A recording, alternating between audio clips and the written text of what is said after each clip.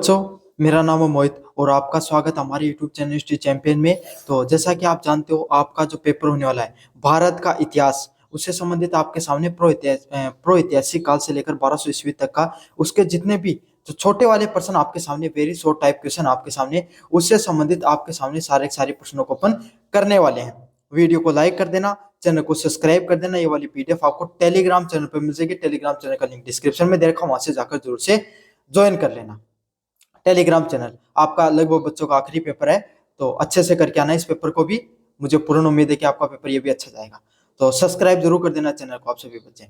पहला प्रश्न आपके सामने, प्रो ऐतिहासिक काल क्या है? प्रो ऐतिहासिक काल कौन सा काल होता था जिसको अपन प्रो ऐतिहासिक काल के नाम से जानते हैं?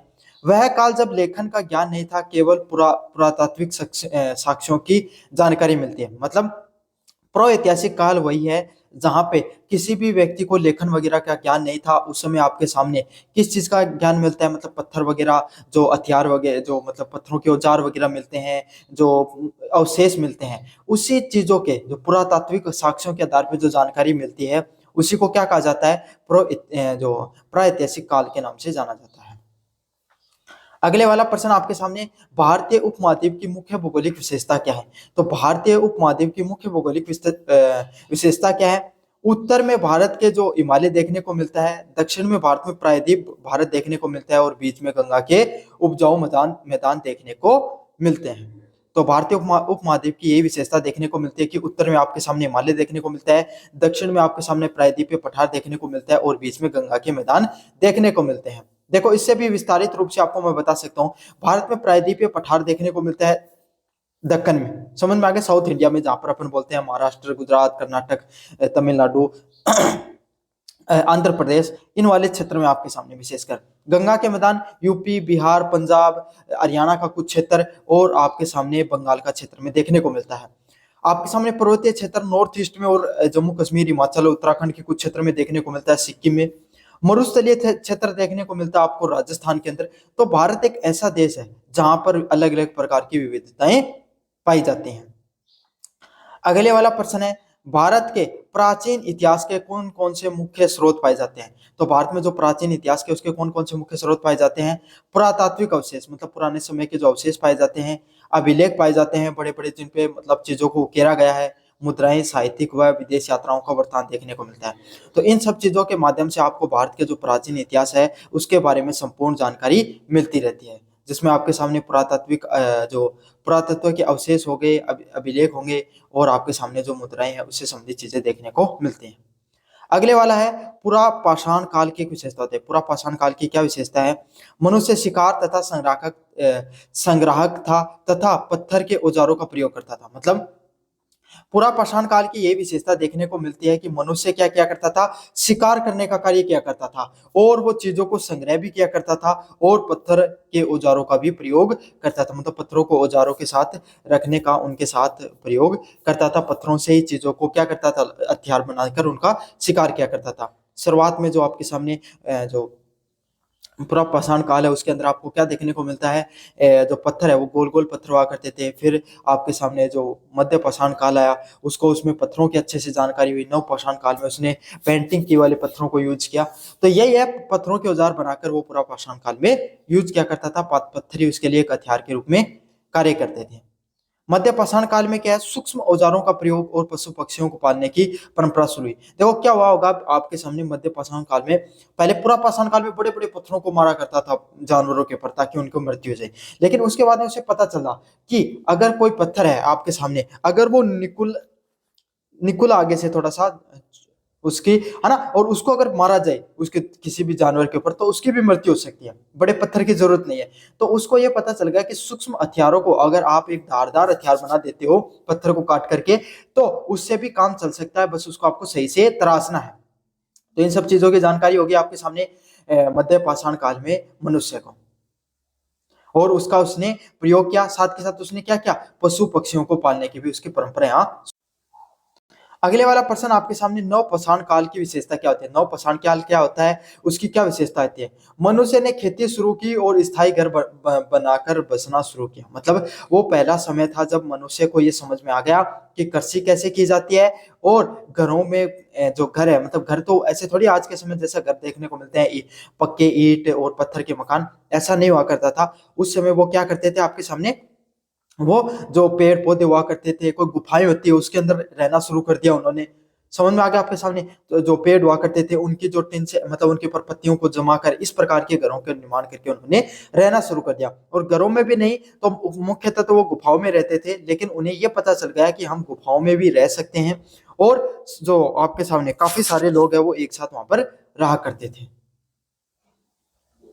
अगले वाला सबसे महत्वपूर्ण प्रश्न है, सिंधु घाटी सभ्यता की खोज कब देखने को मिली। तो सिंधु घाटी सभ्यता की खोज 1921 में हड़प्पा की और 1922 में मोहनजोदाड़ो की खोज होती है। मतलब सिंधु घाटी की खोज की बात करें आपके सामने तो 1921 में हड़प्पा सभ्यता की खोज की जाती है और 1922 में मोहनजोदाड़ो की खोज होती है। सिंधु घाटी सभ्यता की प्रमुख मोस्ट इंपोर्टेंट प्रश्न है, देख लेना आएगा चाहिए। सिंधु घाटी सभ्यता की मुख्य विशेषताएं क्या है। सिंधु घाटी सभ्यता की मुख्य विशेषताएं क्या क्या थी, जिसमें क्या क्या चीजें देखने को मिलती थी। वहां के नगर है वो नियोजित थे, मतलब नगर है उनके अंदर आपके सामने शहरीकरण, आज के समय जो शहर होते हैं ना, उस जैसे शहरों की तरह उनको बसाया गया था, जहाँ पे पक्की नालियां देखने को मिलती थी और नालियों के ऊपर आप ढकी हुई नालियां देखने को मिलती थी। सबसे महत्वपूर्ण बात तो यही कि उनको ढका जाता था। स्नान घर हो गया उनका निर्माण होता था, और पक्के मकान है उसका निर्माण किया जाता था। तो ये सारी की सारी चीजें हैं वो आपके सामने देखने को मिलती थी। अगले वाला पॉइंट आपके सामने, सिंधु घाटी सभ्यता की अर्थव्यवस्था क्या क्या आधार था। मतलब सिंधु घाटी सभ्यता में जो अर्थव्यवस्था देखने को मिलती थी, मिली है, उसका क्या आधार देखने को मिलता है आपके सामने। कृषि, व्यापार व हस्तशिल्प है वो इसका मुख्य आधार हुआ करता था। मतलब लोग कृषि किया करते थे, लोग व्यापार किया करते थे, और लोग अपना शिल्प से चीजों को निर्माण किया करते थे। मतलब आपके सामने जो जो अलग अलग प्रकार की जो लोग हैं वो कृषि किया करते थे, व्यापार और हस्तशिल्प, हाथ से बनी हुई चीजों का उपयोग किया करते थे। तो यही है, कृषि कृषि से संबंधित चीजें आपके सामने देखने को मिलती थी। अगले वाला पॉइंट आपके सामने, भारतीय सिद्ध जो सिंधु घाटी सभ्यता उसका धर्म कैसा था। तो सिंधु घाटी की सभ्यता के लोग वो प्रकृति की पूजा करते थे, मतलब प्रकृति की पूजा करने के लिए फेमस थे, तथा पशुपति शिव के आरंभ रूप का भी पूजा करते थे। मतलब भगवान शिव की पूजा करते थे, और प्रकृति माता है, एक महिला की तस्वीर देखने को मिलती है जिसको मातृ देवी के नाम से बोला जाता है, जिसके नाभि से एक पेड़ निकलता हुआ दिखाया गया है, तो उसको प्रकृति की माता बोला गया। मतलब वो प्रकृति के रूप में पूजते थे। और भगवान शिव की तरह एक व्यक्ति है जो आपके सामने जो ध्यान की मुद्रा में बैठा हुआ है, तो उसको माना गया कि भगवान शिव की पूजा करते थे वो लोग। वैदिक साहित्य में हमें क्या जानकारी मिलती है। जो हमारा वैदिक साहित्य देखने को मिलता है, इसमें क्या हमें जानकारी मिलती है। हमारे समाज, राजनीति, धर्म व अर्थव्यवस्था की, शिक्षा की व्यवस्था की जानकारी मिलती है। हमें क्या जानकारी मिलती है कि हमारा समाज किस तरीके से कार्य करता था, हमारी राजनीति और धर्म और अर्थव्यवस्था है, और जो शिक्षा व्यवस्था है वो किस प्रकार से कार्य कार्य किया करती थी। मतलब हमें समाज के बारे में, पूर्ण व्यवस्थाओं के बारे में पता चलता है, जहाँ पर हमारा समाज है वो किस तरीके से कार्य करता था, हमारी राजनीति वो किस तरीके से कार्य करती थी, हमारा धर्म और अर्थव्यवस्था वो किस तरीके से कार्य करता था, इसके बारे में हमें विस्तार से जानकारी मिलती है। भाई उस समय के लोग किस प्रकार से हुआ करते थे, सभाओं में रहते थे, महिलाओं को बराबरी का हक था आपके सामने, जातिवाद इतना ज्यादा नहीं देखने को मिलता था उस समय आपके सामने। कृषि का सबसे पहले ऋग्वैदिक काल में जो पशु पशु है उनको सबसे बड़ी संपत्ति माना जाता था, और उत्तर वैदिक काल में कृषि सबसे बड़ी संपत्ति हो गई। तो सारी चीजों के बारे में पता चलता है। अगले वाला प्रश्न है जिसके ऊपर अपन विस्तार से बात करें, वर्ण व्यवस्था की शुरुआत कब से देखने को मिली। तो वर्ण व्यवस्था की जो शुरुआत है वो उत्तर वैदिक काल में देखने को मिलती है, और 4 वर्णों में उसको विभाजित किया गया। ब्राह्मण, क्षत्रिय, वैश्य और शूद्र, इन 4 वर्णों में मुख्यतः उनको विभाजित किया गया है। अगले वाले पॉइंट की बात करें आपके सामने, लौह युग का क्या महत्व था। लौह युग का क्या महत्व था। कृषि उद्योग, राज्य निर्माण व लौह उपकरणों का उपयोग बढ़ा था। मतलब आपके सामने लौह युग में क्या चीजें देखने को मिली थी, कृषि उद्योग बढ़ रहे थे, राज्य का निर्माण और लौह उपकरणों का भी उपयोग बढ़ा था। तो ये सारी की सारी चीजें आपके सामने लौह युग में देखने को मिली थी। अंतिम प्रश्न आपके सामने, मेगालिथिक जो संस्कृति का क्या अभिप्राय है, मतलब मेगालिथिक संस्कृति के बारे में आप क्या जानते हो। तो मेगालिथिक जो संस्कृति है उसमें विशाल विशाल पत्थरों की कब्रों का निर्माण किया गया था, मतलब बड़े बड़े पत्थरों से कब्रों का निर्माण किया गया था जिसे दक्षिण भारतीय प्रो ऐतिहासिक संस्कृति देखने को मिलती है। मेगालिथिक संस्कृति है वो खास करके कहाँ पर देखने को मिली, दक्षिण भारत में देखने को मिली, जहां पर बड़े बड़े पत्थरों की संस्कृति देखने को मिलती है। तो आप तस्वीर देखते हो ना, दक्षिण भारत में बड़े बड़े पत्थर देखने को मिलते हैं, उसको मेगालिथ नाम की संस्कृति से जानते हैं। मेगा मतलब बड़े और लिथ मतलब पत्थर, मेगालिथ के नाम से जानता है इसको।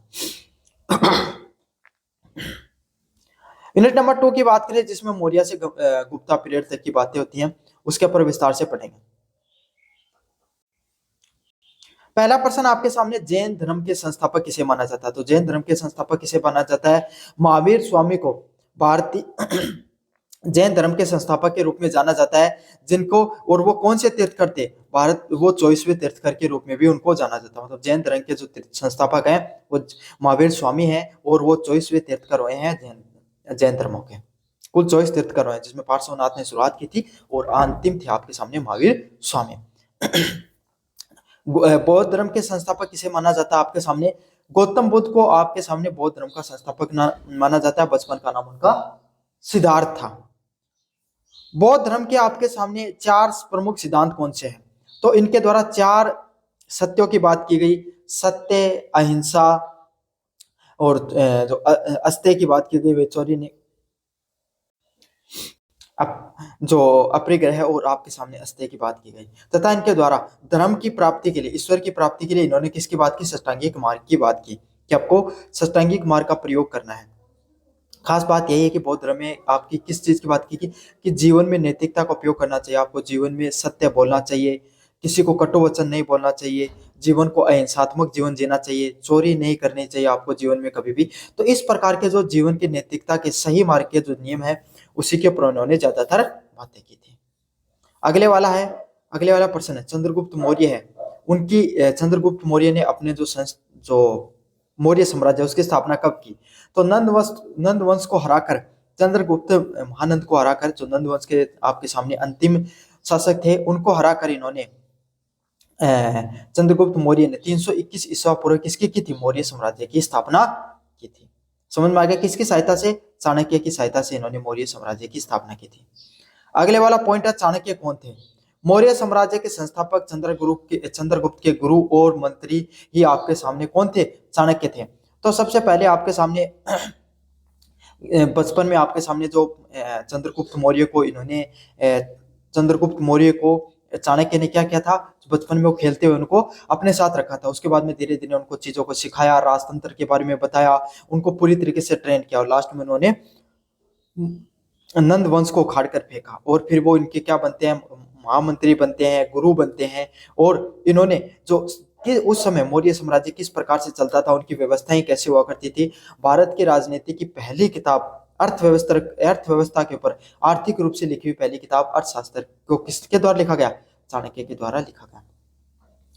सम्राट अशोक का धम्म की क्या उदाहरण है, सम्राट अशोक की धम्म की क्या उदाहरण है, अहिंसा का प्रयोग करना चाहिए, दया, करुणा और धर्म सहिष्णुता के आधारित नीति थी। मतलब अशोक सम्राट ने क्या बताया कि जीवन है वो अहिंसात्मक जीवन जीना चाहिए, किसी भी लोगों के साथ हिंसा नहीं करनी चाहिए, दया भाव के साथ जीवन जीना चाहिए, सभी लोगों के साथ प्रेम भाव से जीवन जीना चाहिए, करुणामय जीवन जीना चाहिए, और धर्म सहिष्णुता पर आधारित नीति पर इन्होंने बात की।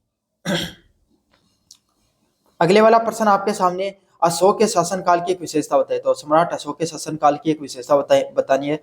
उसने शिलालेखों और स्तंभों के द्वारा अपने संदेश को प्रसारित किया था। मतलब अशोक सम्राट ने क्या किया था, अपने शिलालेख और स्तंभों के द्वारा अपने जो बौद्ध धर्म है, और जो उसके द्वारा जो धर्म है, जिसको दो धर्म की नीति उसने अपनाई थी, उसकी नीति को उन्होंने बताने का प्रयास किया।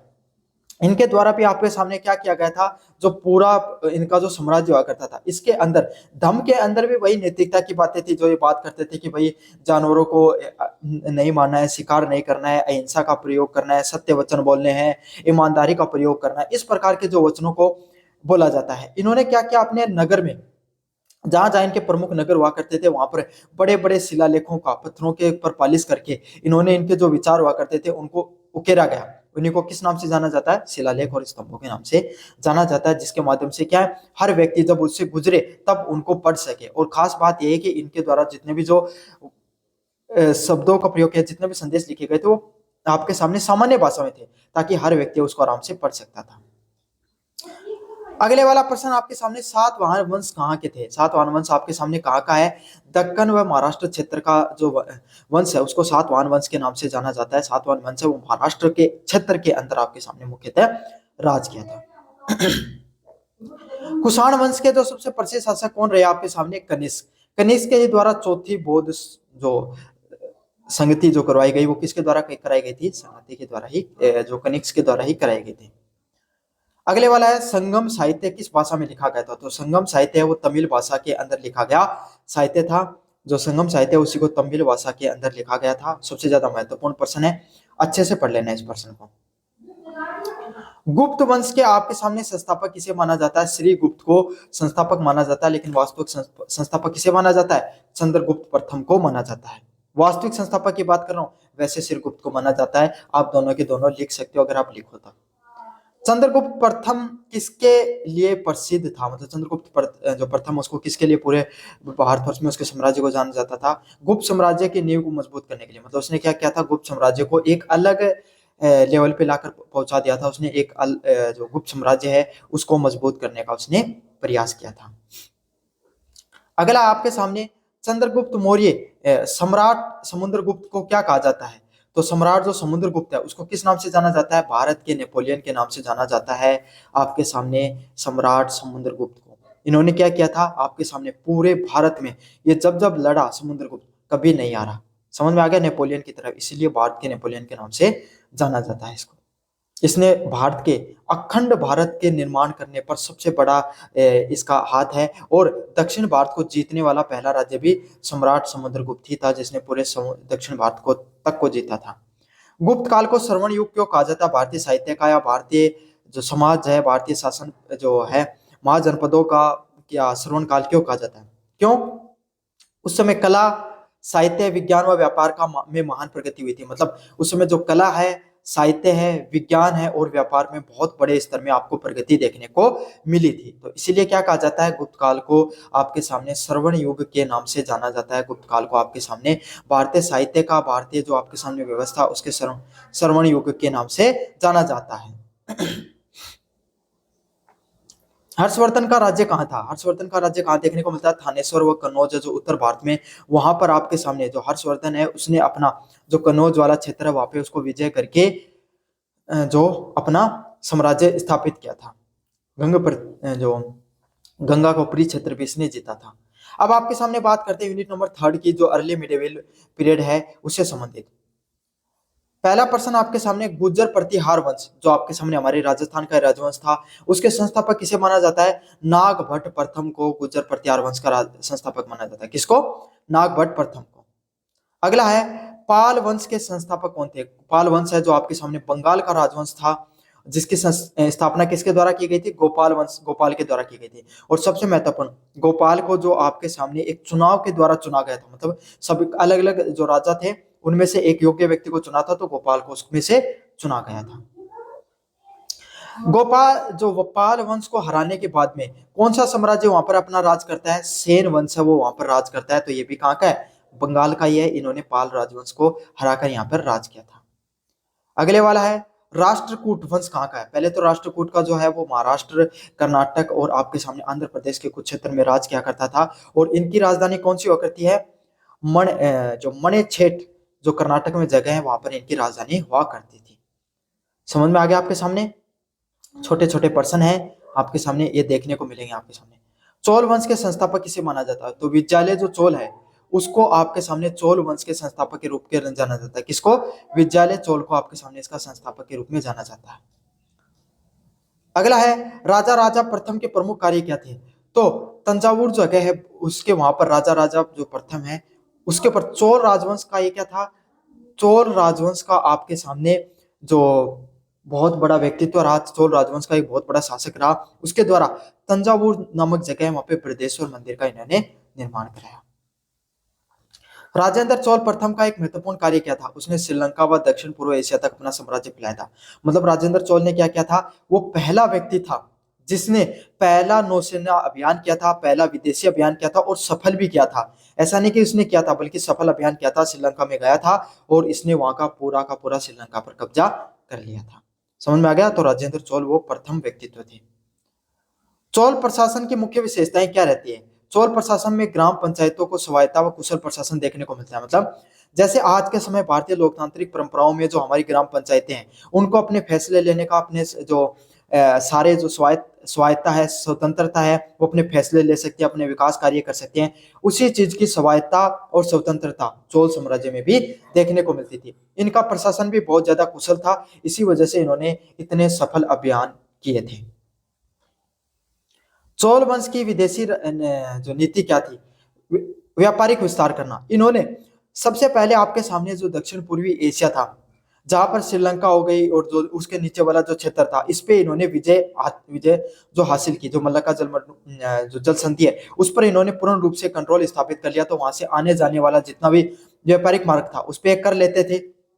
सिल्क रूट है, चाइना के जो राजवंश थे, जो सिल्क रूट पे आपके सामने जो राज करके रखते थे, जो आपके सामने China, Iran, China, Afghanistan, Iran से होते हुए आपके सामने मध्य एशिया तक जाता था। उस पर भी इन्होंने क्या किया, जो चीन के जो साम्राज्य था, चीन के जो राजा हुआ करते थे, इनके साथ इन्होंने संधि करके व्यापारिक संबंध स्थापित किए थे। तो यही चोल वंश उसकी विदेश नीति के बारे में जाना जाता है। और शायद भारत के राजवंशों में विदेश नीति, सबसे कुशल विदेश नीति अगर किसी की रही है तो चोल राजवंश की रही। अरबों का भारत पे पहला आक्रमण कब हुआ? तो अरबों ने भारत पे, अरबों का पहला सफल जो आक्रमण है वो 1712 में मोहम्मद बिन कासिम ने कहां पर किया था? सिंध क्षेत्र को जीतने का कार्य किया था। गजनवी ने भारत पर कितनी बार आक्रमण किया था? 17 बार भारत पे कुल आक्रमण किया था। कितनी बार किया था? 17 बार कुल आक्रमण किया था। और इसका मुख्य उद्देश्य क्या था?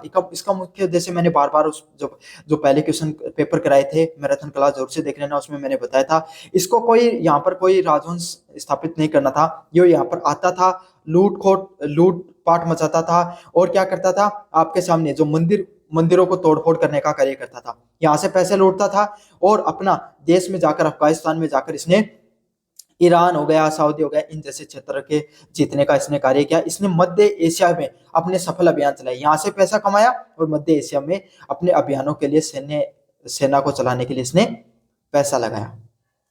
मोहम्मद गौरी ने किसे पराजित किया?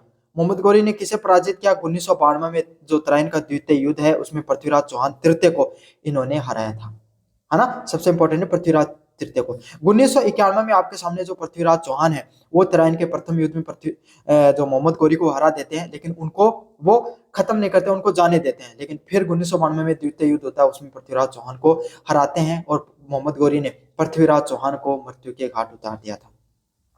पृथ्वीराज चौहान का कहां पर राज्य हुआ करता था? वो भी दिल्ली सल्तनत के राजा थे। इन्होंने दिल्ली और अजमेर सल्तनत के जो आपकी जो यूनिवर्सिटी वहीं के वो राजा हुए हैं।